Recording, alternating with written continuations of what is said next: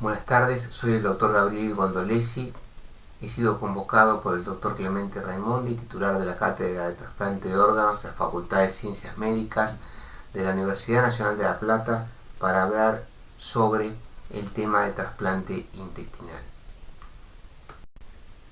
El trasplante intestinal fue el último de los órganos sólidos en concretarse y transformarse en una práctica clínicamente aceptada. Su primera experiencia fue en 1967, cuando Richard Lillihay, profesor de la Universidad de Minnesota, decidió intentar esta práctica y volverla una realidad clínica. Pero no fue hasta posteriormente, cuando el doctor Thomas Starzl, en la Universidad de Pittsburgh, quien se dedicaba al desarrollo de los trasplantes hepáticos, siendo pionero en el mismo junto a Sir Roy Carney, lo llevara a la realidad. Pero es muy interesante porque el primer trasplante de intestino se hizo en 1901 y fue un estudio experimental realizado por Alexis Carrel, el primer cirujano en la historia en obtener un premio Nobel por descubrir las anastomosis vasculares, y fue un trasplante hecho en un intestino de perro en el cuello de otro animal. Aquí vemos la secuencia por año y cómo en 1967 Lillihay hace el primer trasplante intestinal. Luego David Grant, de la Universidad de Ontario en Canadá, logra el primer trasplante combinado hepatointestinal en 1988, y Thomas Starzl describe el primer trasplante clínico multivisceral en 1989. Estos trasplantes se hacían con ciclosporina y a partir de allí se empezaron a hacer con tacrolimus o FK506, temas de que hablaremos posteriormente en la charla.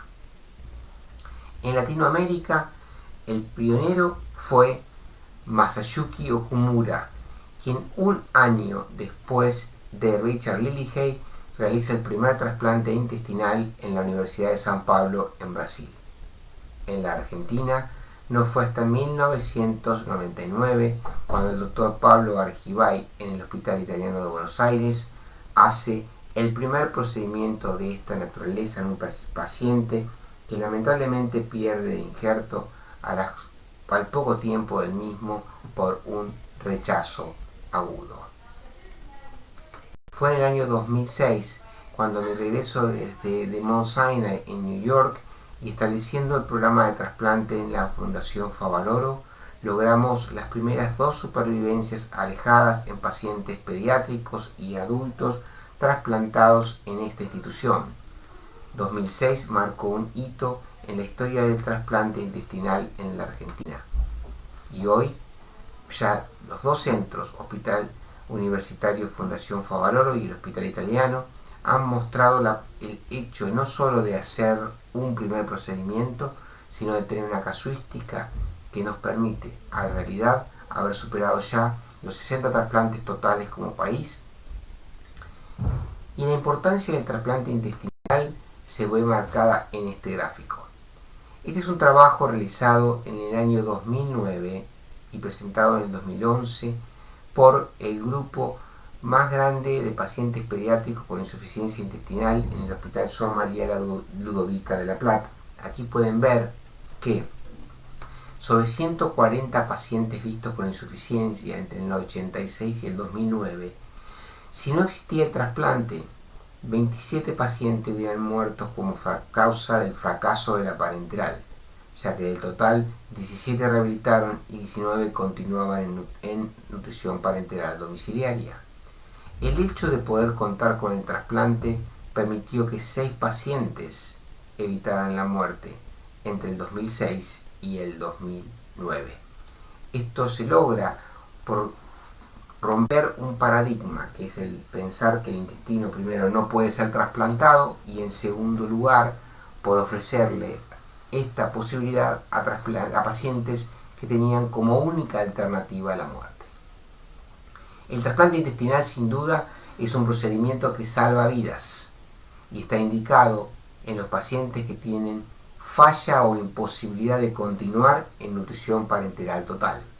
El mismo debe ser indicado por un equipo de insuficiencia intestinal, rehabilitación y trasplante, ya que desde la enfermedad que condiciona la insuficiencia al comienzo de la parenteral, el tiempo exacto para indicar el trasplante es aún muy variable, pero es sobre el cual hay que trabajar, ya que cuanto mejor sea la condición clínica del paciente, mejor será el resultado luego del trasplante.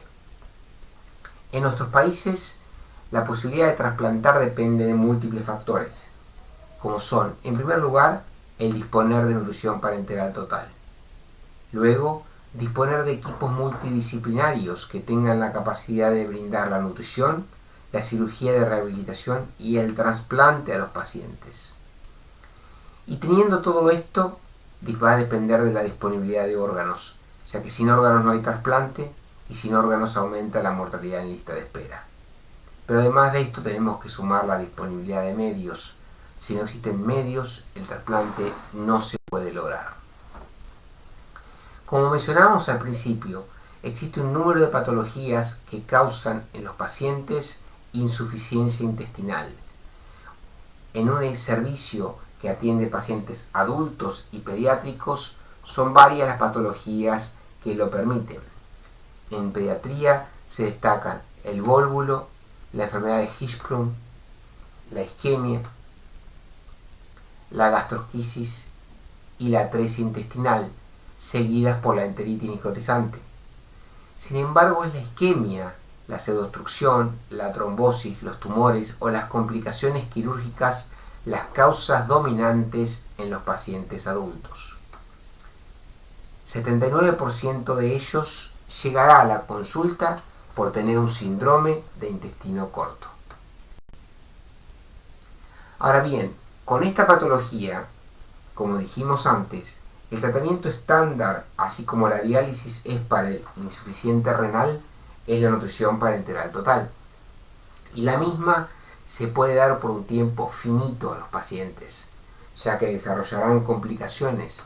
Las más comunes son la falta de acceso vasculares, que compromete el 32% de los mismos, la enfermedad hepática asociada a la nutrición parenteral y la insuficiencia intestinal, seguida de la sepsis del catéter. Estas tres son las causas dominantes que llevan a lo que hoy se conoce como falla a la nutrición parenteral total. Es en este momento cuando el paciente recién debe ser como considerado como candidato a trasplante. Es muy interesante porque el manejo multidisciplinario y la evolución en el cuidado de los pacientes ha permitido cambiar la etiología o el motivo dominante de indicar el trasplante. Al principio de nuestra experiencia, lo podrán ver aquí en la barra de color verde, los accesos vasculares comenzaron a afectarnos, pero era la enfermedad hepática una de las causas más comunes, como ocurrió en Estados Unidos, que hacía que los pacientes tuvieran indicación de trasplante hepatointestinal por enfermedad hepática. Pero esta evolución en lo que fueron los cuidados, el tipo de soporte nutricional, la reducción en las infecciones del catéter, hicieron que para el año 2010 cayera el número de pacientes que entraban en lista para trasplante hepatointestinal y empezara a dominar el ingreso en lista de trasplantes para intestino aislado, por ser la falta de accesos la principal causa que llevaba a indicar el trasplante y no la enfermedad hepática asociada al mismo. Una vez que se determina que el paciente debe ser evaluado para el trasplante, debe ser referido a un centro en el cual se trasplante.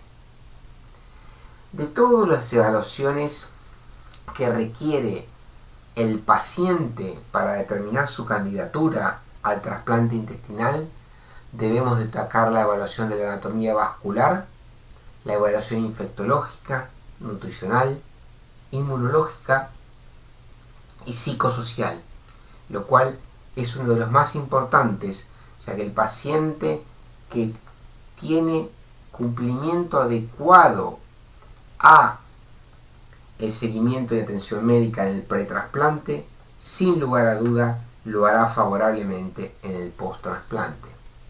Pero de todas estas, y por un tema de tiempo, me referiré fundamentalmente a lo que es la valoración de la anatomía vascular y la evaluación inmunológica. Como ustedes saben, los pacientes tenemos en la adultez 6 accesos vasculares principales, 2 yugulares, 2 subclavios y 2 femorales.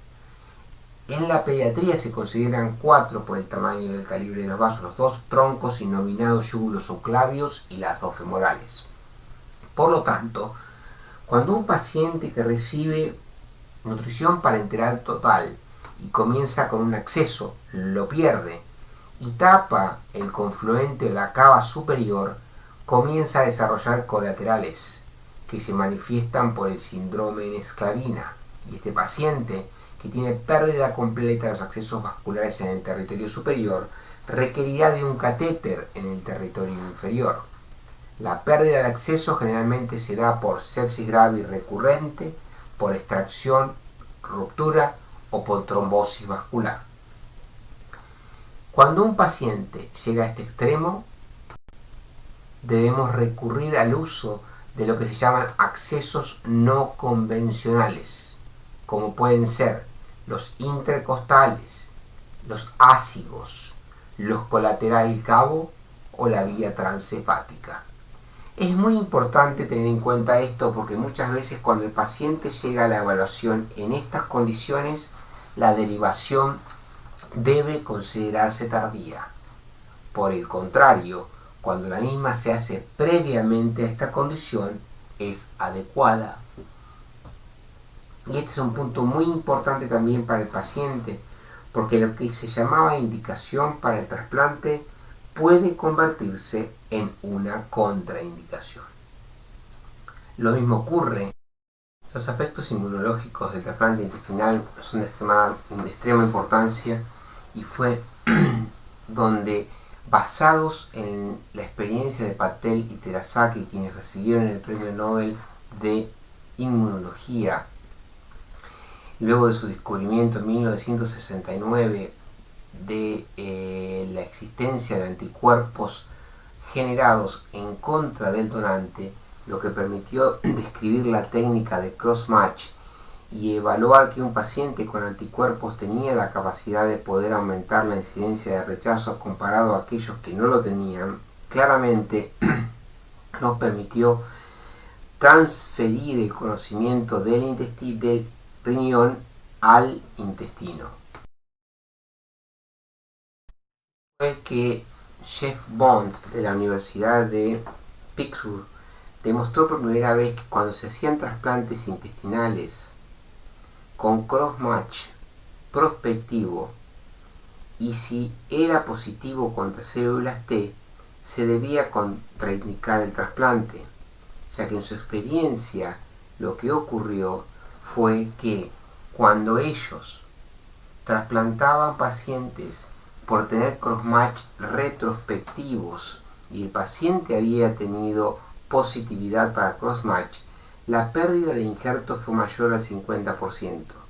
Y la conclusión de su trabajo fue clara y recomendaba que hasta que no aparecieran mejores técnicas de inmunomodulación y las mismas sean aprobadas, no deberían hacer trasplantes de intestino sin cross-match negativos para células T.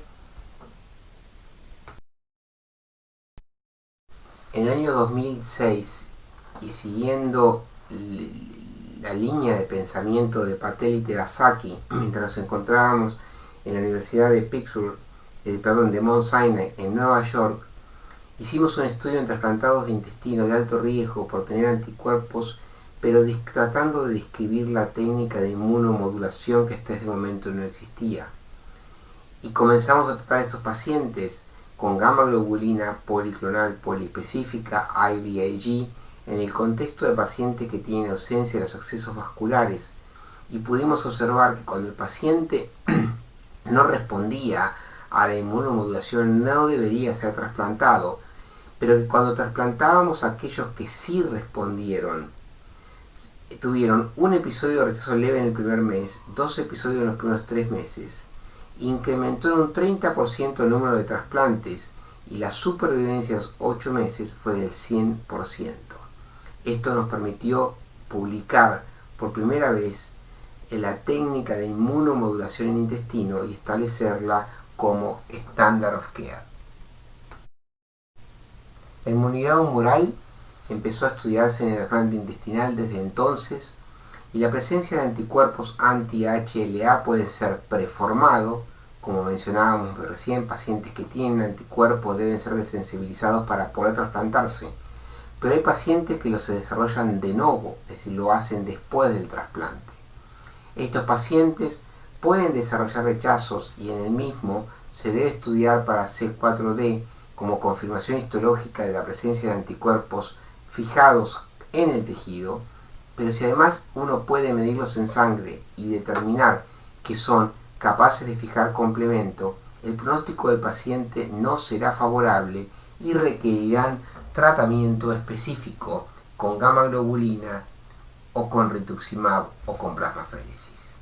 Todos los años se pudo determinar que los pacientes pueden desarrollar anticuerpos contra el donante antes del trasplante, lo que hace que sea esperable tener un crossmatch positivo, o pueden hacerlo después del trasplante. En ambos casos, el tratamiento consiste en limpiar estos anticuerpos circulantes, y esto se puede hacer con gamma globulina, utilizando además plasmaféresis para filtrar el plasma y sacar los anticuerpos, el IVIG o gamma globulina policlonal poliespecífica que actúa sobre las gamma globulinas humanas y permiten de esta manera limpiar los anticuerpos circulantes del paciente. En los últimos años se agregó a este tratamiento el uso de rituximab o bortezomib, pero se mostró además que luego de un trasplante como el intestinal se debe monitorear la posibilidad de desarrollar anticuerpos en sangre contra el donante, porque su aparición incluso inhibe el efecto protector del hígado sobre el intestino, concepto que por muchos años llevó a decir que los pacientes que requerían un trasplante hepatointestinal tenían menor incidencia alejada de rechazo. Hoy se sabe que solamente mantienen esta condición si no hacen anticuerpos específicos contra el donante. Una vez que el paciente es evaluado, se lo considera inmunológicamente como candidato. Si tiene anticuerpos, se lo trata y se lo desensibiliza, ingresa en lista de espera. En nuestro país, el tiempo medio de lista de espera para el trasplante intestinal es de 226 días. Y podrán ver que el desvío estándar es muy importante, siendo mayor el tiempo en lista de los que esperan un multivisceral que los que esperan un aislado, y mayor en los pediátricos que los adultos. Pero también es importante ver cómo, si uno analiza por eras, entre el 2006 y el 2012 el tiempo de espera fue menor que en los tiempos que corresponden al 2012 y al 2019. Y esto estuvo basado en que cuando uno tiene un programa que se vuelve añoso, hay más pacientes que requieren retrasplante y más pacientes sensibilizados, lo que hace difícil que uno pueda lograr trasplantarlos. Pero además, la mortalidad en lista de espera, que es global del 9%, es del 25% en pacientes que esperan multiviscerales y pediátricos. El procedimiento de trasplante intestinal tiene 3 partes: la cirugía del donante, la cirugía de banco y la cirugía del receptor. Como pueden ver acá en esta diapositiva, la cirugía del donante en intestino requiere de un donante multiorgánico. Y es lo que hoy debemos apuntar a tener en todo donante, es decir, que cuando hay un donante cadavérico se pueda relacionar corazón, pulmones, hígado, incluso partirlo, páncreas e intestino delgado, además de tejidos. Y esto debe ser así, porque hasta el año 2000 en el que aparece una publicación de Karim Abu el-Mak y George Reyes, la discusión era que cuando uno tenía que relacionar el intestino, el resto de los órganos no se podían utilizar, hasta que aprendimos a compartir la anatomía vascular. Y es así que hoy uno ablaciona el intestino en bloque, como se puede mostrar en esta diapositiva, y es extraído como tal, hígado, páncreas e intestino, y llega al banco, o se puede hacer una disección de los tres órganos en caliente en el mismo donante.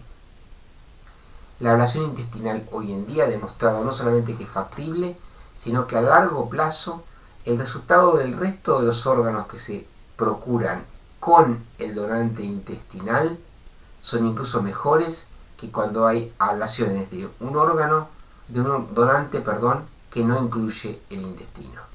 Eso fue publicado por el doctor Farinelli de nuestro centro.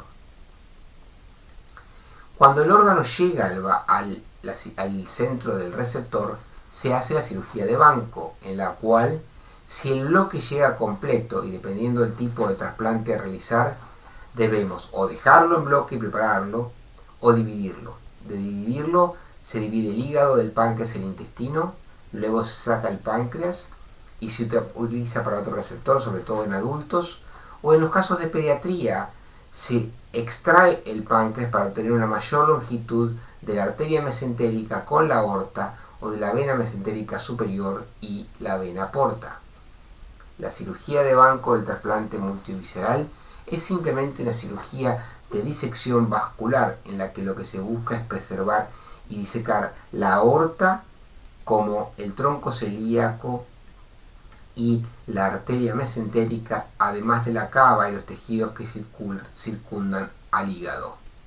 En ocasiones, cuando uno ablaciona un injerto de mayor tamaño que el receptor, así como se puede hacer la partición hepática, se reduce el intestino para que un donante de mayor tamaño o adulto pueda ser utilizado en un receptor pediátrico.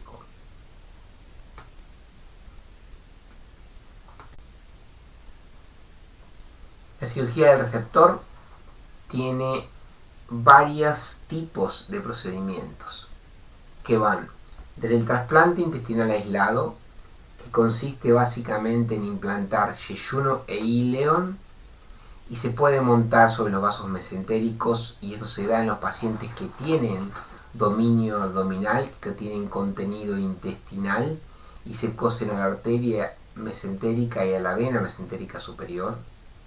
O en el caso de que el paciente no tenga vasos mesentéricos, se montan con injertos cadavéricos un segmento de arteria ilíaca y de vena ilíaca, a la cava y a la aorta respectivamente, para luego montar el intestino delgado sobre los mismos. Se llama trasplante intestinal aislado con drenaje sistémico, ya que la sangre ingresa por la aorta y sale por la vena mesentérica hacia la neoporta, que en realidad es este segmento de injerto vascular, para drenar en la vena cava.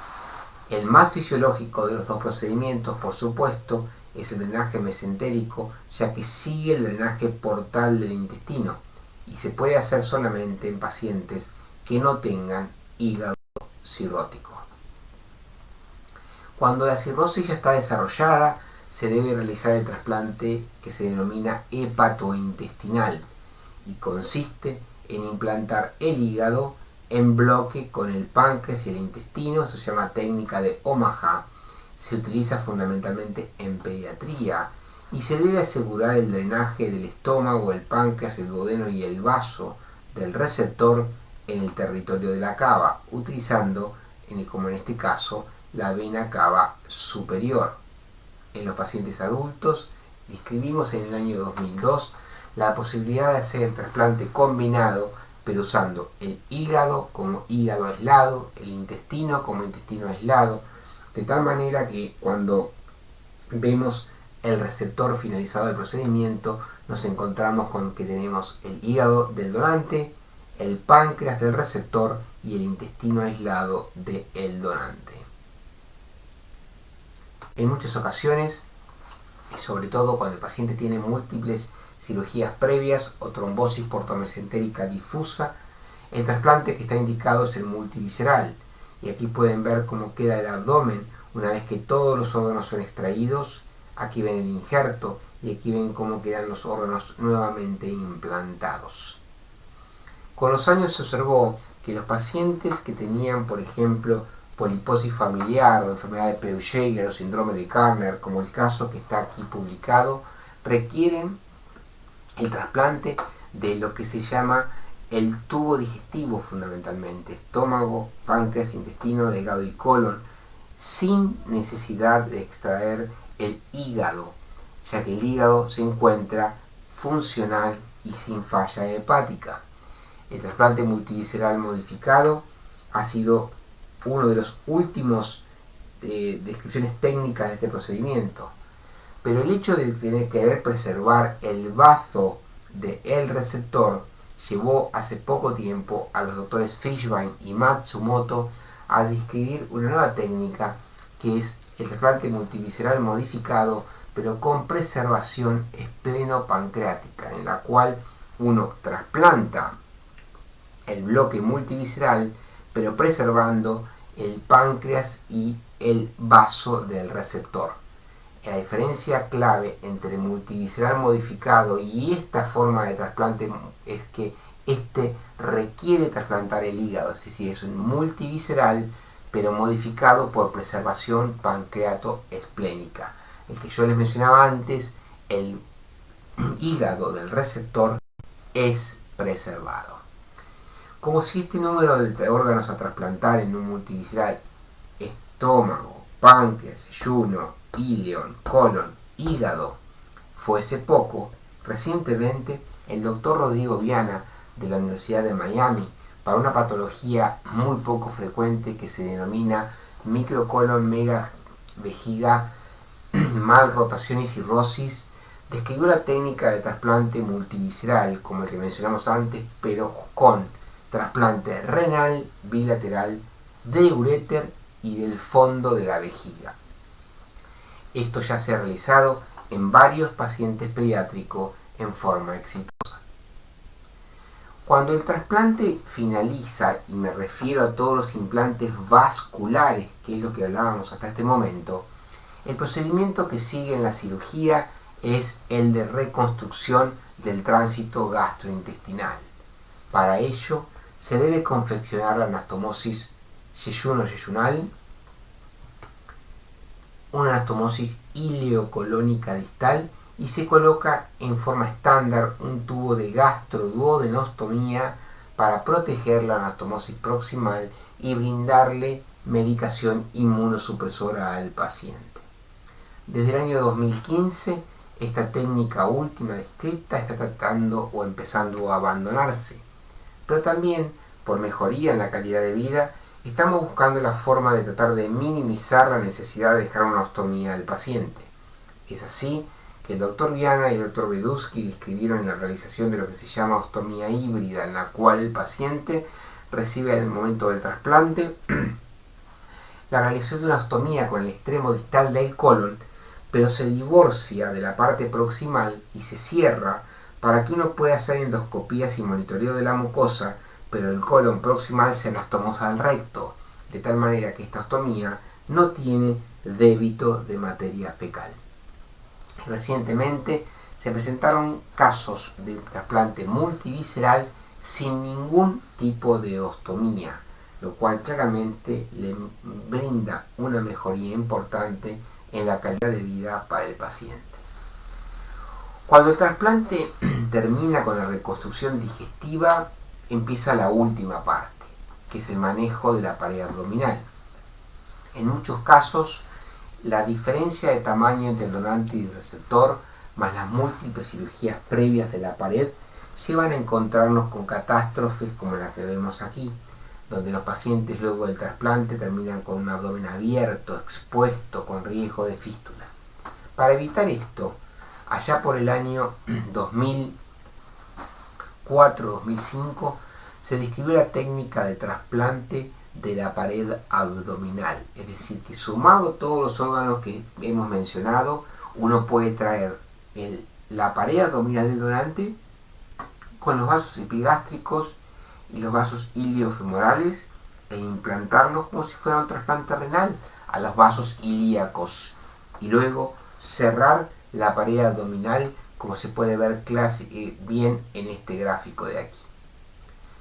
Pero hay distintos hechos, muchos de ellos éticos, asociados a la posibilidad de trasplantar un hombre en una mujer en un hombre, o trasplantes interraciales, llevaron a callar por el año 2004, y luego de una visita realizada a la Universidad de Miami, se me ocurrió una idea que nos llevó a hacer una primera publicación en el año 2008 del trasplante de la vaina del músculo recto anterior del abdomen, en la cual uno podría ablacionar la pared abdominal, sacar la piel y el celular subcutáneo e implantar la vaina del músculo recto anterior, y con la misma lograr el cierre de la pared abdominal como si fuera una malla biológica a usar en un paciente trasplantado.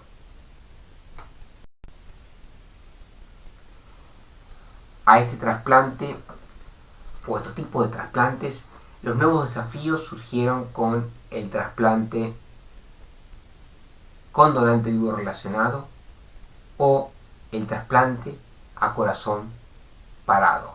El donante a corazón parado se ha utilizado en países como China y Japón, mientras que el donante vivo relacionado ha sido utilizado en la India, en China, en Irán, en Corea, y si bien la experiencia no es significativa en números, los resultados de los últimos intentos alejados son similares a los del trasplante cadavérico. En nuestro centro ya hemos realizado 50 trasplantes de intestino. A lo largo de los años podrán ver cómo han ido variando y modificándose el número, y al igual que lo que pasa en el mundo, el número de ellos mismos ha caído. Esta caída en el trasplante estuvo asociado, como vimos, a la mejoría en el cuidado de los pacientes y la mejoría en la rehabilitación intestinal. Podrán ver que hemos hecho trasplantes fundamentalmente aislados, algunos combinados, multiorgánicos o multiviscerales, y podrán ver también 4 retrasplantes, en realidad 5, con un paciente que recibió además un segundo retrasplante. Y esto coincide con la experiencia internacional, donde el 10%, y lo ven aquí en rojo, de los trasplantes que hoy se hacen en el mundo son segundos trasplantes o retrasplantes. Podrán ver que de los 50 trasplantes, 33 fueron realizados en pacientes pediátricos, en 28 pacientes, y 17 fueron hechos en adultos. 2 pacientes nuestros con trombosis portomesentérica difusa que tuvieron indicación de trasplante multivisceral en realidad no lo requirieron y fueron trasplantados con hígado aislado. El 74% de nuestros pacientes recibieron trasplante intestinal aislado, pero hemos hecho todas las variedades, tanto en adultos como pediátricos, aislados, combinados, multiviscerales y multivisceral modificado. Hemos implantado en 11 casos el colon derecho y en 21 casos se trasplantó la vaina del recto anterior del abdomen. Una vez que termina el trasplante, como siempre decimos, empieza la parte más compleja, que es el cuidado inmunológico, el seguimiento clínico del paciente y eventualmente el manejo de aquellas complicaciones que pudieran ocurrir. Es así que lo primero que vamos a charlar es de la inmunosupresión. Los pacientes reciben inmunosupresión al igual que los otros órganos de inducción. Se utilizan generalmente timoglobulina o basiliximab, que ya han escuchado durante la cursada. Y en el mantenimiento las principales drogas son el tacrolimus y el micofenolato o el sirolimus, en proporciones similares, 40 y 40%, de acuerdo a una encuesta realizada por el doctor Jacques Pirenne, ¿sí?, de la Universidad de Bélgica y presentada en el año 2015 en el congreso que se hizo en nuestro país. Luego del trasplante, cada paciente recibirá endoscopías en forma programada y secuencial, las que irán reduciéndose en frecuencia a lo largo del tiempo. La suficiencia intestinal depende de tener una mucosa perfectamente poblada, como se ve aquí, con vellosidades que se confirman en la histología, observando una indemnidad completa de la misma. En la primera semana post-trasplante, esto es lo que debemos observar, además de monitorear al paciente para la aparición de complicaciones perioperatorias como pueden ser el sangrado, las colecciones, las infecciones o incluso la presencia de una forma de ascitis que se ve en los drenajes, con los cuales cambian de seroso a lechoso cuando el paciente empieza a alimentarse. Y eso está dado por el hecho de que al no hacerse anastomosis de los canales linfáticos, la grasa que es absorbida en forma de kilomicrones drena en la cavidad abdominal y es recogida por el drenaje y se ve de esta manera. La incidencia es menor al 20% y se corrige simplemente con la incorporación en la dieta de triglicéridos de cadena media. Para el final de la primera semana no es poco frecuente, y cuando me refiero a poco es porque la incidencia ha bajado del 80 al 90% a valores del 30% en lo que es la aparición de rechazo. El rechazo leve se diagnostica endoscópicamente con la aparición de apoptosis que aparecen en la mucosa intestinal. Aquí pueden ver los cuerpos apoptóticos. 6 apoptosis cada 10 inscritas es diagnóstico de rechazo leve.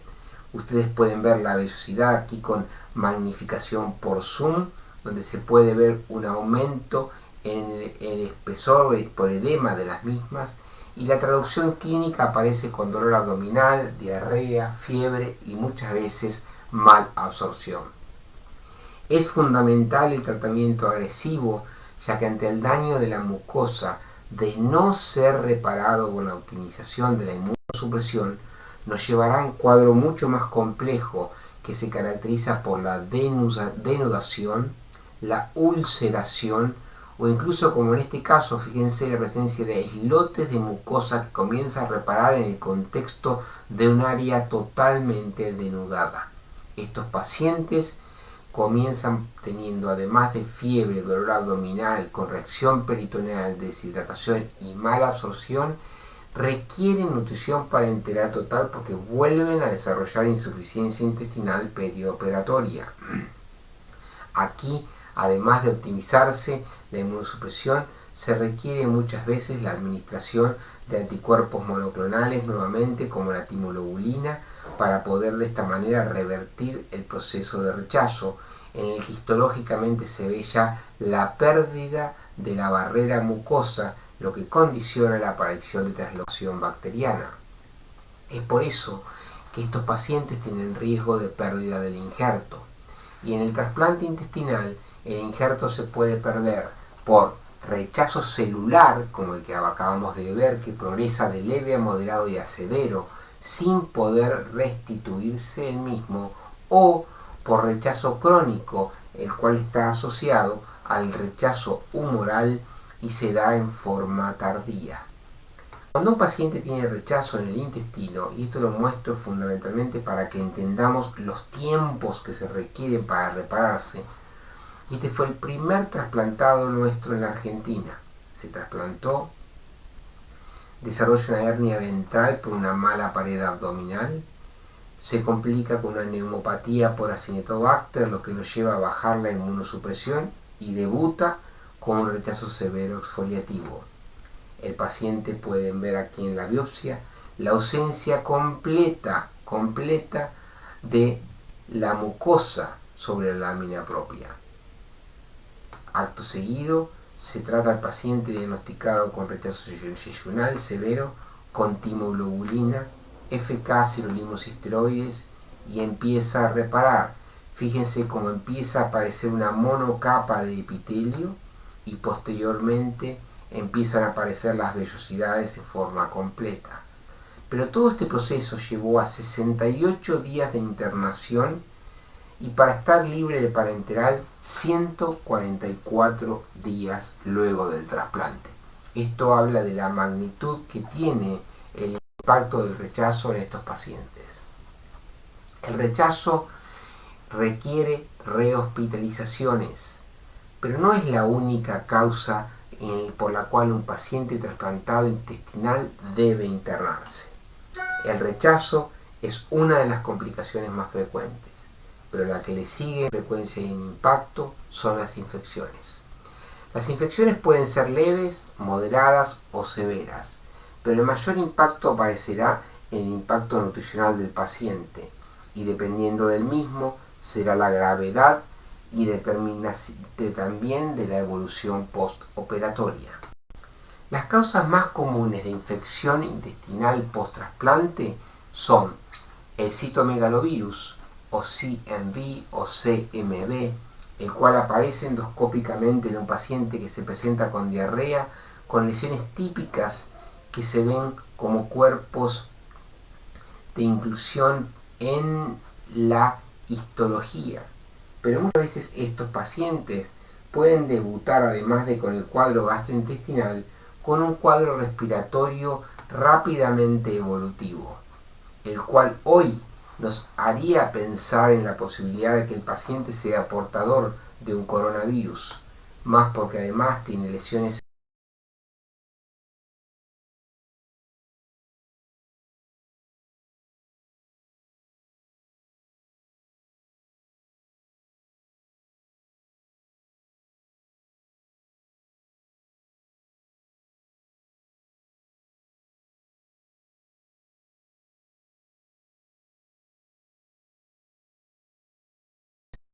El citomegalovirus es sin duda el adenovirus, una de las peores amenazas que un trasplantado intestinal puede tener. El mismo se caracteriza porque aparece con lesiones mucosas poco específicas, genera diarrea, histológicamente se le identifica como cuerpos apoptóticos, forma similar al rechazo. El diagnóstico definitivo se requiere de cultivos en fibroblastos o de microscopía electrónica, y por ser confundidos con el rechazo por el patrón histológico muchas veces lleva a los médicos a aumentar el tratamiento con inmunosupresión pensando que el paciente es portador de un rechazo cuando en realidad tiene una enfermedad viral y ha sido causa de llevar a muchos de estos pacientes al óbito. Por lo tanto, el adenovirus debe ser tenido en cuenta ante la presencia de un paciente con diarrea, si en ausencia de enfermedad por citomegalovirus o por otras causas virales como la que veremos en la diapositiva.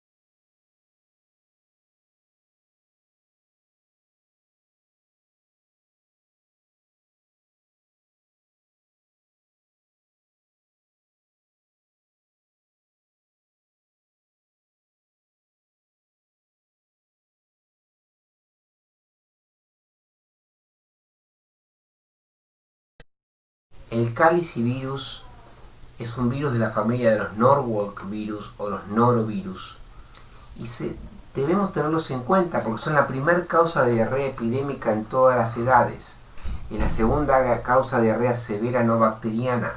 Es un virus ARN que tiene más de 30 genotipos y en los pacientes inmunocompetentes evoluciona en forma autolimitada, pero hay portadores asintomáticos, pero es causa de diarrea crónica en pacientes inmunocomprometidos. El calicivirus debe ser pensado para buscarlo, al igual que otras patologías como las que veremos en la diapositiva siguiente.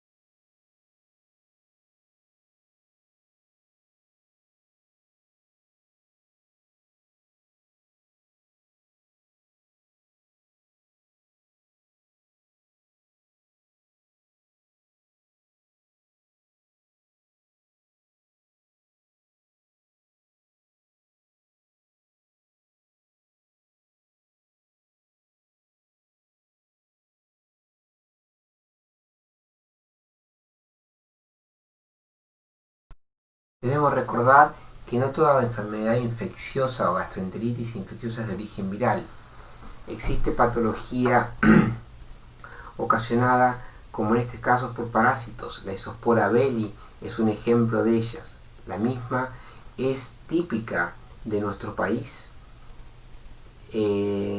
como en este caso, en el cual no podemos saber nunca si la misma fue traída con el donante, que era de la zona del norte del país del Chaco, mientras que el receptor era de Formosa. Produzco en el paciente diarrea crónica con atrofia vellositaria y edema, el cual requirió hasta 4 meses para su restitución ad integrum. El diagnóstico es simple, se hace viéndolo en el material fecal, y se trata muy simple también con trimetoprima sulfametoxazol o ciprofloxacina, pero mientras el diagnóstico no es obtenido, el paciente continuará asintomático. Sin duda, de las enfermedades más severas que se observan en el trasplante intestinal, o de las más temidas, la enfermedad de injerto contra el huésped es una de ellas. Se manifiesta, como vemos acá, con eritema palmar, que puede expandirse como un rash al resto de la piel e incluso aparecer con lesiones visibles en la placa de tórax, como en este caso. Es una patología con una alta mortalidad y por lo tanto debe ser diagnosticada en su fase precoz. En el caso previamente mostrado y graficado, que fue un paciente nuestro, se cumplieron exactamente los ítems descritos por Wu en su trabajo del 2011, donde dentro del trasplante intestinal ella expresaba claramente que los pacientes portadores de trasplante multivisceral con vaso del donante y con riñón aumentaban la incidencia de esta enfermedad. Y esta enfermedad, como se ve muy bien en la gráfica de la derecha, impacta directamente en la supervivencia alejada del paciente. La enfermedad de injerto contra el huésped es una de las más, o se da en el intestino con mayor frecuencia que en otros órganos sólidos, pero claramente menor que en la enfermedad o el trasplante de médula ósea.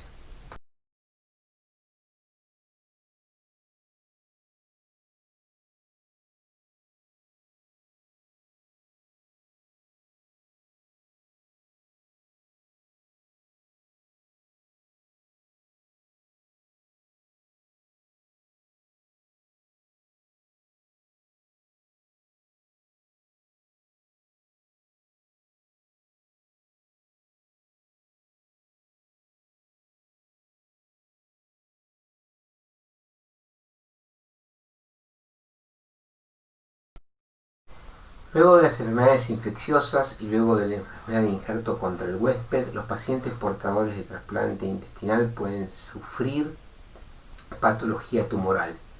Las más comunes son los tumores post-trasplante de intestino, denominados PTLD o Post-Transplant Lymphoproliferative Disorder, el cual está asociado al virus de Epstein-Barr.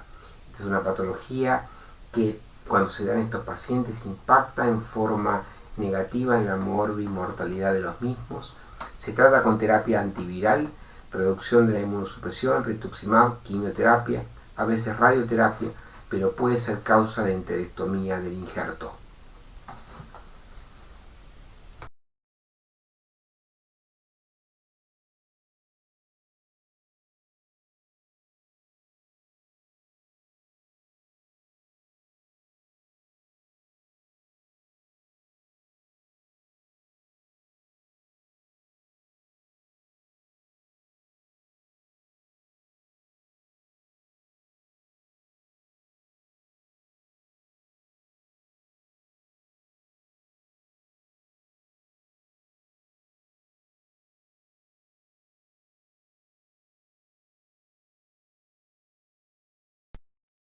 Además del caso graficado previamente de enfermedad de PTLD, nos podemos encontrar, como en este caso, con un paciente de 42 años que debutó con 18 años de manejo de nutrición parenteral total, requiere un trasplante intestinal aislado, evoluciona favorablemente y al 8º mes, cuando estábamos a punto de cerrar la ostomía, el paciente concurre con fiebre, ascitis, derrame pleural, y En la endoscopía alta se le encuentra una lesión que la pueden ver aquí en la foto, que parece una frutilla, en la anastomosis yeyuno-yeyunal, pero en el intestino del donante. La biopsia muestra una enfermedad causada por el virus de herpes 8 que llevó al diagnóstico de sarcoma de Kaposi. El mismo fue tratado con doxorubicina, evolucionó favorablemente y hoy lleva más de 10 años luego de este acontecimiento, siendo el primer caso reportado en el mundo de sarcoma de Kaposi visceral que logra restitución ad integrum.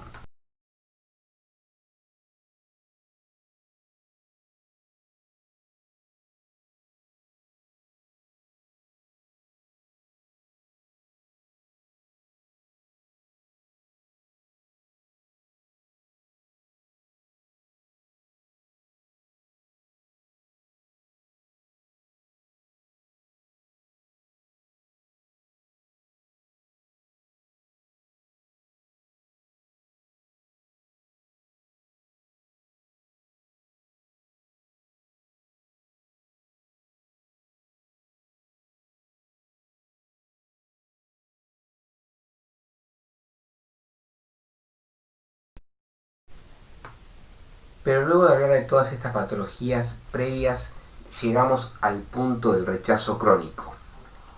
La inmunología propia del rechazo humoral lleva al desarrollo de este trastorno que será causal de insuficiencia intestinal alejada post-trasplante, cuyo diagnóstico lamentablemente requiere de una biopsia panmural del intestino o de una cirugía que muchas veces nos lleva a hacer el explante y el resultado del mismo es observado en la anatomía patológica luego del explante.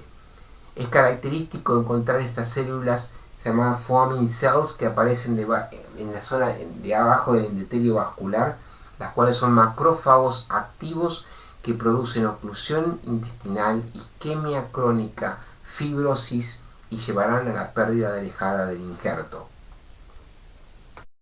Y es que a largo plazo podemos decir que las causas que nos llevan a perder el injerto de un paciente trasplantado siguen siendo, por frecuencia, el rechazo severo exfoliativo agudo en el 39%, pero muy cerca de él está la patología recientemente descrita, el rechazo crónico.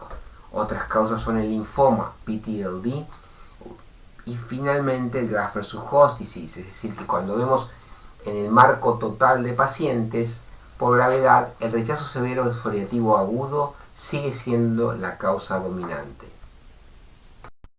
Luego del trasplante, aquellos que han sido capaces de sobrevivir y tener un injerto funcional, en las experiencias logradas por el Centro de Mayor Volumen, publicado por Karim Abu el-Mahad en el año 2012 y por nosotros en el 2017 y 2019, la suficiencia intestinal está garantizada a largo plazo y los pacientes serán capaces de mantener el peso, la talla y el índice de masa corporal. Hoy, el Registro Intestinal Internacional de Trasplante nos permite mostrarles a ustedes que hasta julio del año 2019, en el último reporte del mismo, 4.103 trasplantes fueron realizados. Hoy la mayoría de ellos fueron intestinos aislados, seguidos por el trasplante hepatointestinal y por último el multivisceral y el multivisceral modificado con 200 casos. Latinoamérica ha podido posicionarse ya hoy con más de 132 trasplantes realizados en Colombia, Argentina y Brasil. Pero el número de trasplantes globales se ha disminuido en los últimos años a punto de partida de los excelentes resultados obtenidos en la rehabilitación médica y quirúrgica. La supervivencia del injerto post-trasplante ha mejorado con los años. Si miramos lo que ocurre en la supervivencia al año, desde el año 1995 hasta la actualidad, hemos logrado aumentarla a valores del 75%. Sin embargo, no es tan así el impacto logrado a largo plazo, es decir, que cuando uno analiza la supervivencia por encima de los 5 años, en el 95 era del 20-25% y hoy estamos llegando a valores próximos al 50% tanto para pacientes adultos como para pacientes pediátricos, siendo este el gran desafío de la especialidad, es decir, la mejoría en la supervivencia del injerto y del paciente. En nuestro centro tenemos la suerte de poder mostrarles resultados comparables a los internacionales, con supervivencias al año del 74%, de 55% a los 5 años y de 48% entre los 7 y los 10 años. El último análisis realizado en nuestro centro muestra que existe diferencia entre el trasplante intestinal aislado versus el combinado hepatointestinal, pero hoy la supervivencia alejada en nuestro centro es de 54% a 7 años para el intestinal aislado y de 42% para el combinado hepatointestinal y el multivisceral, no existiendo diferencias significativas alejadas como existía previamente, pero sí diferencias en el corto plazo, lo que se llama análisis de Breslow, ya que la mortalidad perioperatoria es mayor en los trasplantados multiorgánicos que en los trasplantados intestinales aislados.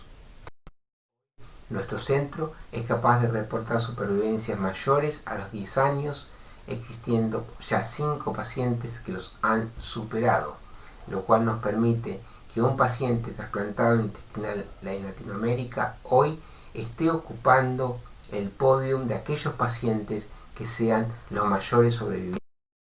Aquí puedo compartir con ustedes la foto que muestra a los mayores sobrevivientes de Europa. Es una paciente francesa trasplantada en el Hospital Necker, que hoy tiene 25 años luego del trasplante. En Estados Unidos, una hepatointestinal que cumple 23 años y nuestro paciente que lleva 13 años de supervivencia luego de un trasplante intestinal aislado. Como pueden ver, así como mostrábamos al principio la evolución inicial del trasplante, los procedimientos siguieron evolucionando.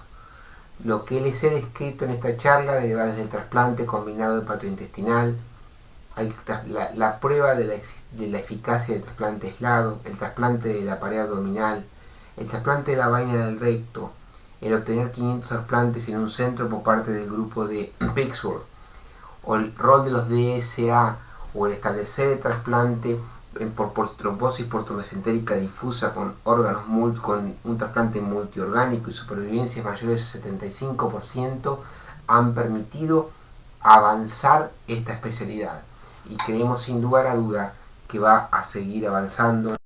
Personal, esos avances lo hemos logrado en nuestro país también. Aquí pueden ver la foto del primer trasplante intestinal en la cual estoy haciendo el backtable y el trasplante, y en la última, donde ya estoy ayudando al Dr. Ramish a que pueda realizar un trasplante intestinal. De esta manera, todo el equipo ya ha progresado y podemos decir con orgullo que tenemos profesionales argentinos entrenados en la Argentina, como también profesionales de otros países que han venido a entrenarse como nosotros, como el doctor Hamed Nikopur de Irán, que ya ha vuelto a este país y ha realizado 11 trasplantes intestinales hasta este momento. Quiero agradecerles a todos por haber escuchado esta charla.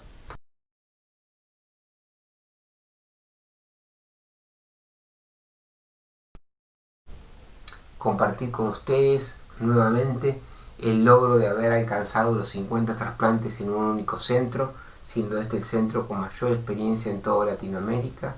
Y quiero agradecerle al doctor Raimondi por colaborar con nosotros en la cátedra de trasplante de la Universidad Favaloro, y por una amistad de muchos años que nos une y nos ha permitido seguir entusiasmado con la especialidad de trasplante de órganos, y esperando con esta charla poder motivar a muchos de ustedes a que se dediquen en un futuro a las áreas médicas o quirúrgicas del trasplante de órganos, que sin duda es una de las especialidades médicas que mayor satisfacción les van a dar a largo plazo. Muchas gracias a todos y estoy abierto a escuchar todo tipo de preguntas.